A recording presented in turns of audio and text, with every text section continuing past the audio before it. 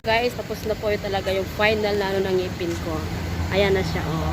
It's very good. So, kung gusto niyo pumunta guys dito, napakagaling nilang mga doktor dito, saka napaka-friendly mga nurse. Di lang po yan sa Queen Medical. Ayan, nagka-percent pa ako dyan guys. Kasi 30%. Kalahin mo, laki ng percent yan. Ayan, may pakape pa dito. Ayan, so yan ang pong ating vlog for today. Thank you.